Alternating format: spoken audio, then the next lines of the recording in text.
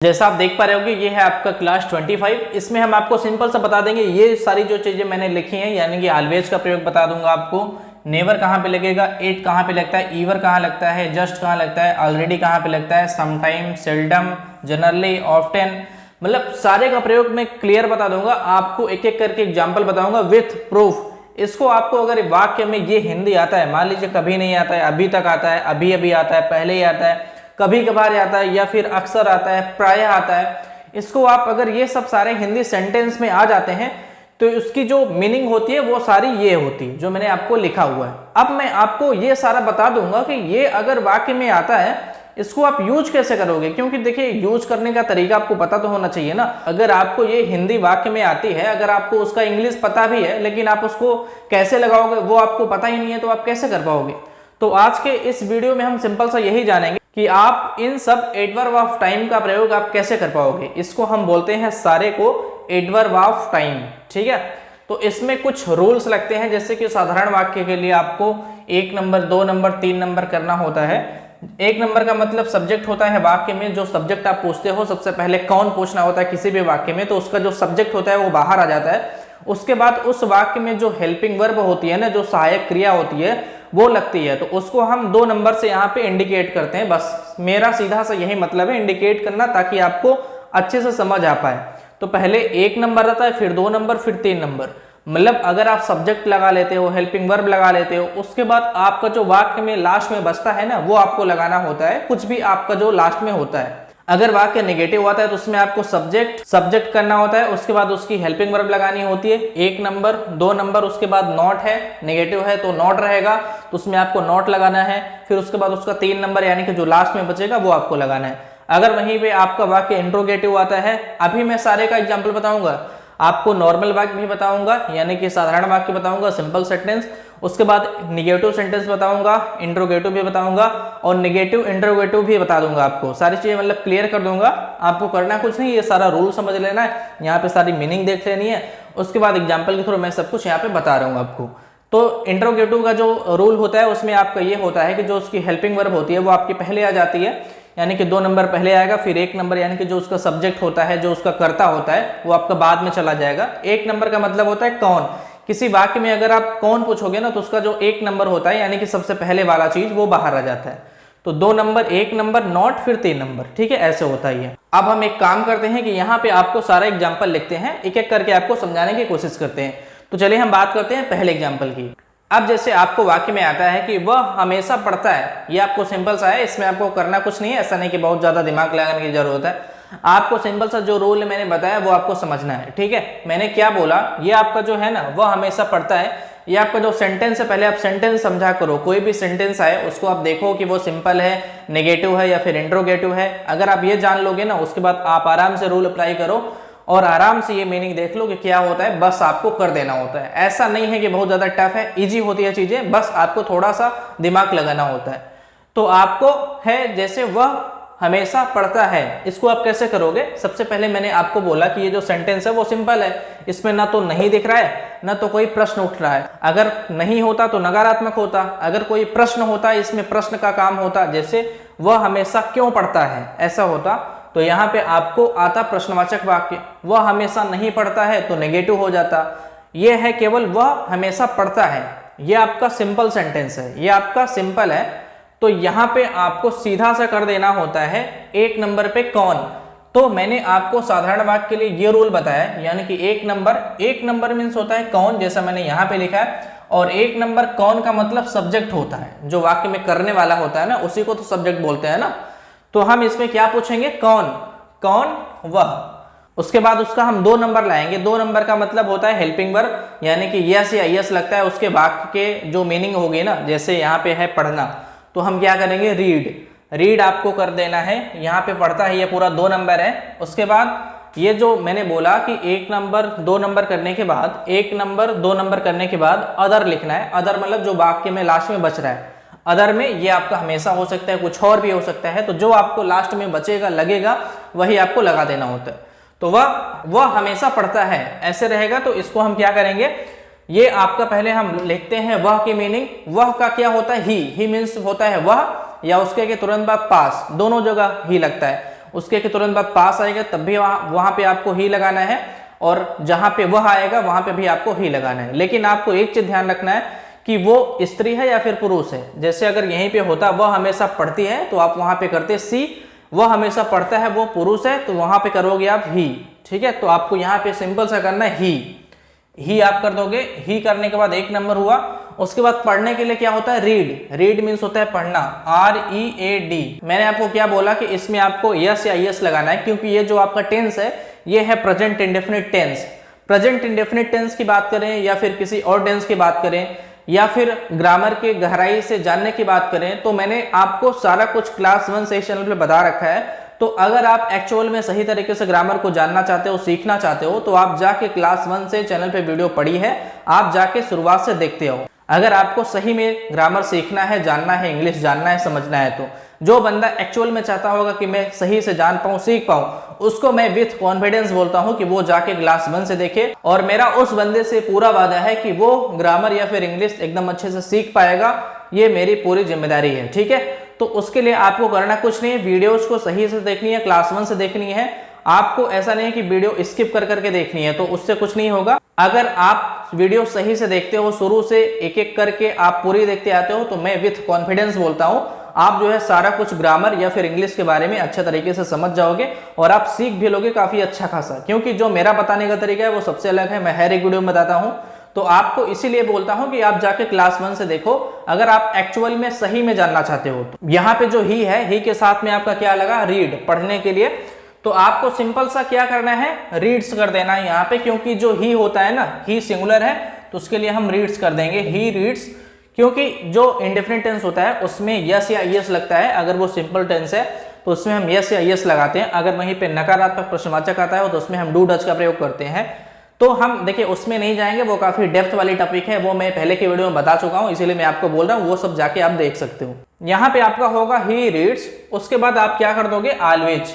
Always means होता है हमेशा, तो ऑलवेज आप कर दोगे। ही रीड्स, ऑलवेज मीन्स होता है हमेशा, तो मैंने ऑलवेज का उपयोग आपको बता दिया। ठीक है, ही रीड्स ऑलवेज, ये आपका हो गया। अब हम बात करते हैं नेवर का। नेवर मीन्स होता है कभी नहीं। अब आपके मन में सबसे बड़ा डाउट ये होगा कि हम नेवर का उपयोग तो बता रहे हैं आपको, और वाक्य में कभी नहीं आ रहा है, नहीं भी साथ में है, तो ये वाक्य कैसा है, सिंपल है या फिर नेगेटिव है? तो हम बता रहे हैं, आपको टेंशन नहीं लेना है। पहले मैं एक काम करता हूं कि यहीं पे मैं इरेज करके कभी नहीं कर देता हूं, वह कभी नहीं पढ़ता है। ठीक है, यही कर देता हूं यहाँ पे। इस वाक्य में बहुत ही कमाल की चीज होने वाली है, आप बिल्कुल एकदम अपना पूरा दिमाग लगा के यहाँ पे देखो, क्योंकि यहाँ पे चीजें ऐसी चेंज होंगी ना कि आप अभी सोचोगे कि ये कैसा हो गया इसमें, तो वो आप थोड़ा सा ध्यान दो इस पे। तो वह कभी नहीं पढ़ता है, वह कभी नहीं पढ़ती है कर देते हैं, पढ़ती है। ठीक है, तो यहाँ पे आप क्या कर दोगे, सी, SHE, सी। उसके बाद आपका यहाँ पे क्या होगा, सी रीड्स नेवर, ऐसा नहीं होगा। यहाँ पे जो नेवर होता है ना वो आपका पहले आता है, तो यहाँ पे आप पहले नेवर करोगे। ठीक है, तो सी नेवर आप कर दोगे पहले, यानी VER, सी नेवर। उसके बाद तब रीड्स होगा। अब आपका यह कंप्लीट होगा वाक्य। अगर आप नेवर बाद में करते हो ना, वो आपका वाक्य गलत हो जाएगा। तो सी नेवर रीड्स ऐसे आप करोगे, ये आप ध्यान रखना। उसके बाद हम बात करते हैं एट का प्रयोग आप कैसे करोगे वो भी आप जानो। तो मैं आपको एक चीज थोड़ा सा बताना भूल गया था, इसको आप थोड़ा सा ध्यान रखना। मैंने अभी जो है इसको इरेज कर दिया है।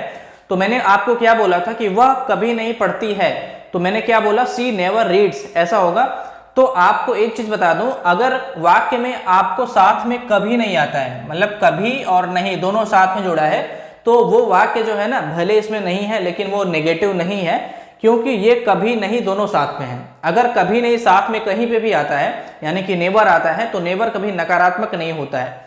नेवर मीन्स होता है कभी नहीं, वो आपका सिंपल सेंटेंस होता है। सिंपल सेंटेंस में अगर कभी नहीं होता है तो उसको हम सीधा नेवर लिखेंगे और उसका वाक्य जो है कंप्लीट हो जाएगा। उसमें हमको नेगेटिव चीज यानी नॉट नहीं डालना है। ठीक है, तो ये आप विशेष ध्यान रखना हर जगह।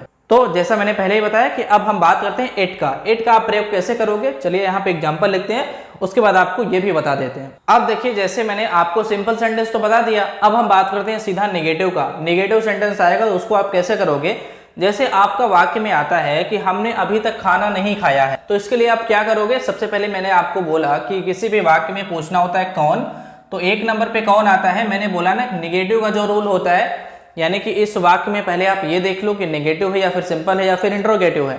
ये आपका जो वाक्य दिख रहा है इसमें नहीं है, तो नहीं जहाँ पे रहता है यानी कि वो नेगेटिव होता है, ठीक है। जहाँ पे नहीं आएगा वो नेगेटिव होता है, कभी नहीं के सिवाय, कभी नहीं साथ में है तो उसको हम जो है नेवर लिखेंगे, वो सिंपल होता है। अगर केवल नहीं आता है वाक्य में, कभी नहीं साथ में है, तो उसको हम मानते हैं नेगेटिव। तो इसमें क्या है, हमने अभी तक खाना नहीं खाया है, तो इसमें नेगेटिव आ गया, इसमें नहीं आ गया तो ये नेगेटिव हो गया। तो इसके लिए हम सिंपल सा क्या करेंगे, ये वाला रूल अप्लाई कर देंगे नेगेटिव सेंटेंस का, यानी कि 1 नंबर 2 नंबर नॉट फिर 3 नंबर, यानी कि पहले उसका सब्जेक्ट लिखेंगे। सब्जेक्ट में क्या होता है, सबसे पहले कौन, तो हम इसमें क्या देखेंगे, कौन 1 नंबर। उसके बाद क्या है इसका दूसरे नंबर पे हेल्पिंग वर्ब, यानी कि जो उसकी क्रिया है वो हम लिख देंगे। उसके बाद क्या है, इसका करने का जो काम है ना वही 2 नंबर होता है, तो इसमें क्या है 2 नंबर खाना, खाया है, तो ये पूरा हो गया आपका, ठीक है। इस टाइप से उसने अभी तक खाना नहीं खाया है। उसके बाद आपका क्या हो जाएगा, इसमें 1 नंबर पे ये आता है, 2 नंबर पे ये, उसके बाद 3 नंबर पे आपका क्या आएगा, खाना। 3 नंबर पे अगर वैसे हम सही तरीके से बात करेंगे ना, तो 3 नंबर पे आपका सीधा सा होता है वाक्य में क्या या कहां। अगर क्या या कहां नहीं है तो जो वाक्य में बच रहा है वो हो जाता है, लेकिन अगर वाक्य में क्या या कहां पूछने पे कुछ मिल रहा है तो वहां पे हम 3 नंबर भी पूछेंगे। तो यहाँ पे क्या है, हमने खाया है क्या, खाना, ये आपका 3 नंबर। जो अभी तक है ना, अभी तक इसका जो मीनिंग है ना वो कैसे होगा वो अभी हम बता रहे हैं, बस आपको वीडियो में बने रहना है।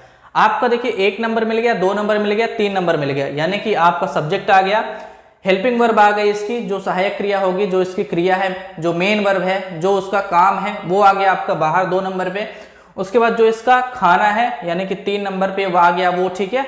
तो इसको अब हम क्या करेंगे, हिंदी में क्या होता है ना, इसका मसला आप समझ लो पहले कैसे होता है। ये जो हिंदी होता है ना, हिंदी में आपका ये जो होता है 1 3 2 ऐसे होता है ना, इसको हम करेंगे कुछ नहीं, पहले हम 1 नंबर लिखेंगे, फिर 2 फिर 3 ऐसे कर देंगे ना, यह आपका वाक्य जो है कंप्लीट हो जाएगा। मैं 1 नंबर 2 नंबर 3 नंबर मैं इसीलिए लिखता हूं क्योंकि ये जो गिनती होती है ना, गिनती आगे पीछे जो उल्टी सीधी है ना, इसको हमको सीधा बनाना होता है।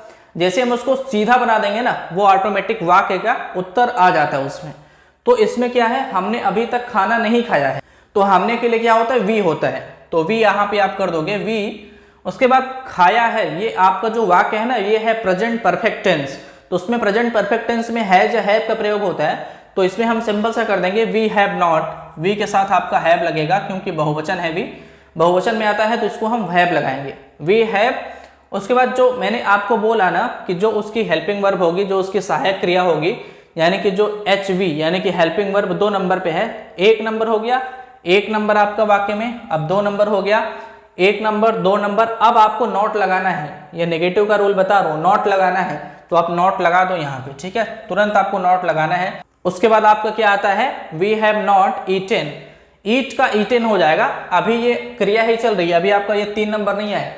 खाना अलग चीज हो गया, खाना जो खाया है वो अलग चीज है, खाना तो अलग होता है, और जो खाना एक होता है, वस्तु होती है जो खाया जाता है, वो अलग चीज है, और खाने का काम हो रहा है, लेकिन खाना एक चीज है जिसको खाना है, और खाना एक क्रिया है।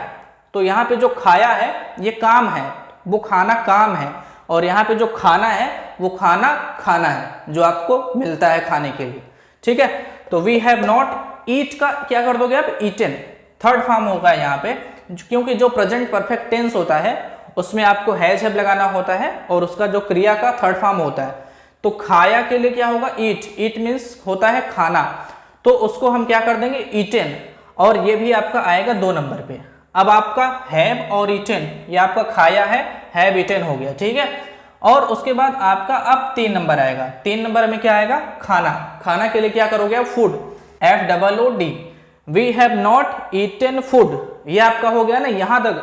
अब आपको सबसे मजेदार चीज बताता हूं, जो आपका अभी तक है ना, अभी तक के लिए क्या होता है 8, अब आपको 8 लिखना है, यहाँ पे आप क्या कर दोगे YET, अब ये वाक्य आपका कंप्लीट हुआ, ये आपका हो गया 3 नंबर। मैंने आपको ना बोला कि 1 नंबर 2 नंबर 3 नंबर ऐसे है, हिंदी में आपका चीज आगे पीछे होता है, उसको आपको सीधा करना होता है, कुछ नहीं सीधा कर दो आप, 1 नंबर 2 नंबर 2 नंबर 3 नंबर ऐसे ही आप कर दो।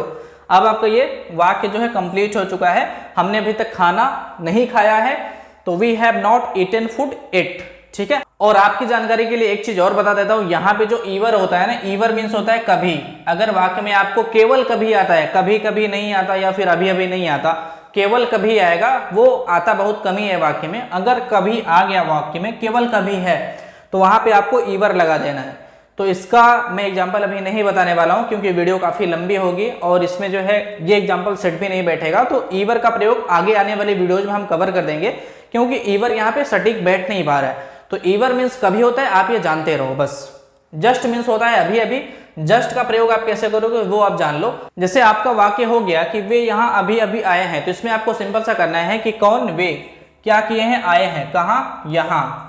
अभी अभी का हम लास्ट में करते हैं, आपको मैंने बताया जैसे सारे वाक्यों में होता है वैसे इसका भी होगा। तो यहाँ पे क्या है, वे यहाँ अभी अभी आए हैं, तो वे के लिए क्या होता है, दे होता है। तो आप यहाँ पे क्या कर दोगे, दे कर दोगे।